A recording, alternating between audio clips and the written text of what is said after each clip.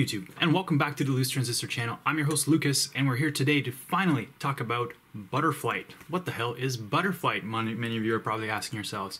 Well, that's part of the reason why I have not been around putting videos in the past 2 weeks. So I know I promised you guys I was going to talk about the 6-inch and the 7-inch and all this other stuff, but some things came up in the past couple of weeks that changed my plans quite considerably. So what is Butterflight? Butterflight is a new fork of Betaflight that aims to be its own flight controller implementation that is going to pursue, we're going to pursue our own features and our own direction with the firmware.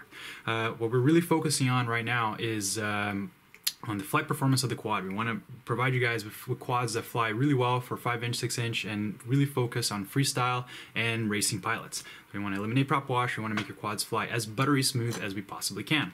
So who's this we in Butterflight? So the main project is being developed by myself, APOC, RS2K, the guy who actually brought the common filters on. We have Ornery helping out. He's the guy who's behind the Helio Spring flight controller, which we're going to talk about a little bit later.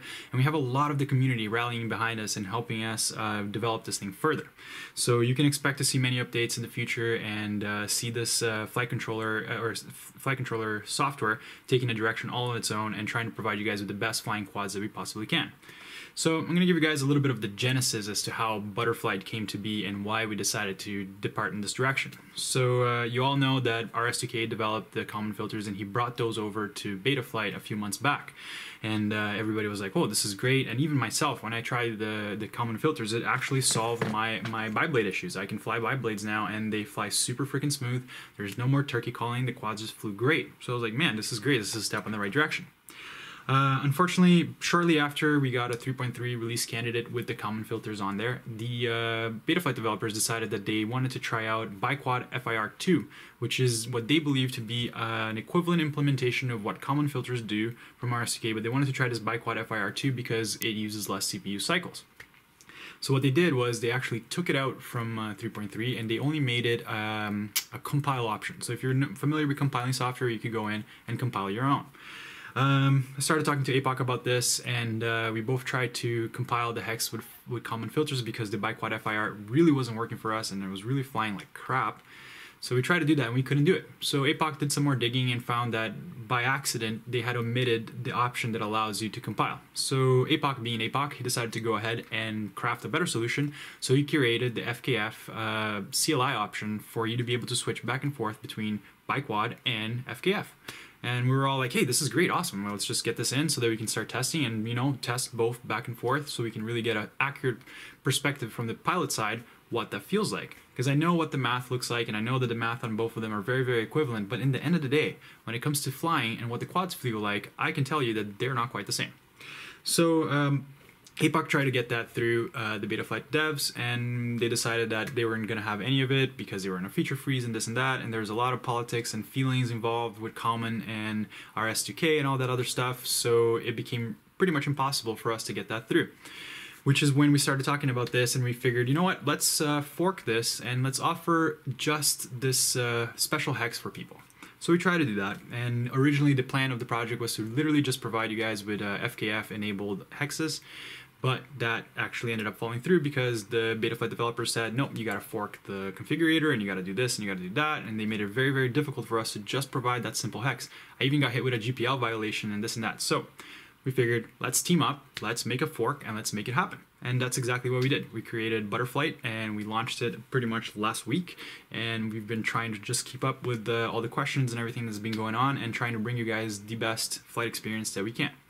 So we're kind of entering now on a period where we are stabilized our first release and we have everything almost in place, and we're going to be starting to get together and talk about the new features we're going to be adding and what the new direction of the flight controller will be. So you guys can just wait a little bit and we'll have more information for you guys as soon as I can about the direction of Butterflight. And you will always be able to come to the channel here and I'll give you guys the latest and greatest on Butterflight and how to tune it and all that, just like I used to do for Betaflight, except I'm going to be doing it now for this project. And yeah, so it's been a lot of fun. It's been super interesting to embark on this Butterfly project, but I honestly could not have done it without everybody in the community who has rallied behind us. So a huge thank you to everybody in the FPV chat, everybody on the Facebook groups, and everybody on the Slacks that has been helping us out, giving us suggestions or just encouragement, or even just telling us, hey, you fucked up here, can you please fix that? And we're trying our best to get that fixed. So that is Butterflight in a nutshell. Right now we just released our first full release, 3.4.1. and it comes with FKF already enabled and some of the defaults that I've been recommending to people already set up. All you really have to do is flash it, make sure you set your controller and RX and everything else like you usually do, set your rates, and go out and do some flying and do some tuning. It's been for a lot of people, it's been a pretty big night and day difference, and they've been really liking it. So I hope you guys like it too, and I hope you can come here to the channel anytime you have any questions, and I'll try to help you guys out, figure out Butterflight. So now that we've talked about Butterflight, what is Butterflight and what the future holds for Butterflight, I wanted to touch base with you guys with a few other little things. Check this out. You probably never thought you'd see me holding one of these. This is a Revolt race flight. Yes, I know. I swear to God I would never fly it, and I probably won't. Because what I'm going to do with this actually is I'm going to load it up with butter. I'm going to butter the crap out of this FC, and then I'm going to go and try and fly it and see how it does. I've heard really good things about the RF boards on Butterflight, especially with the Kalman filters and 32 kilohertz. So I'm curious to try that out. It was sent to me by French B from FPV Slack, so thank you very much, dude. I really, really appreciate that you sent me this, and I am going to be building this up, putting Butterflight on it, and giving you guys my usual, like, hey, this is how I flew, this is how awesome it was, or it wasn't, and what worked out and didn't work out. My first beef with this thing, though, and I can tell you right away, is the fact that it only runs on 5 volt.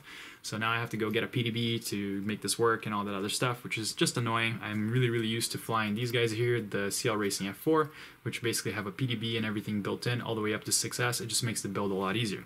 But regardless, I want to know what it's like to fly on an RF board. I want to see if this 32 kilohertz gyro thing is as good as they say, and I want to try it out on Butter, because a lot of people have been telling me that RF boards fly great on Butter.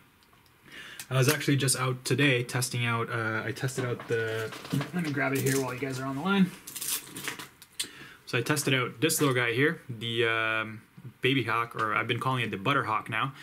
Butter Hawk with 2.5 inch arms and 2.5 inch gem fan flash propellers. These are freaking great little propellers, by the way, and this flew awesome. I will post a DVR video of this guy flying Butterflight. I was very, very impressed how easy and nicely it just flew right out of the box without having to do much else, except for like I had to tune down yaw just a tiny little bit and tune up the P gains on the other axes just to make it feel a little bit snappier. But honestly, man, I'm really loving this guy. It's like a whole new dimension to flying. Since they're so small, everything else around you is so big, and like you can really cruise around inside of trees and go through the branches and everything else.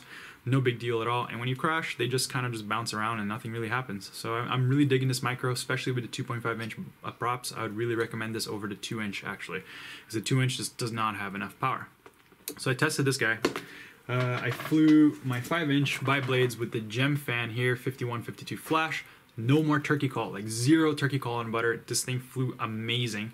Didn't have to touch QNR from the defaults that we've been talking about, and this one does note it does have the 32-bit ESCs, which do help a ton too. This is probably my smoothest flying quad right now. CL Racing F4, 32-bit DYS area, running Butterflight, and this thing is amazingly, amazingly smooth. We'll post videos of these guys as well as promised.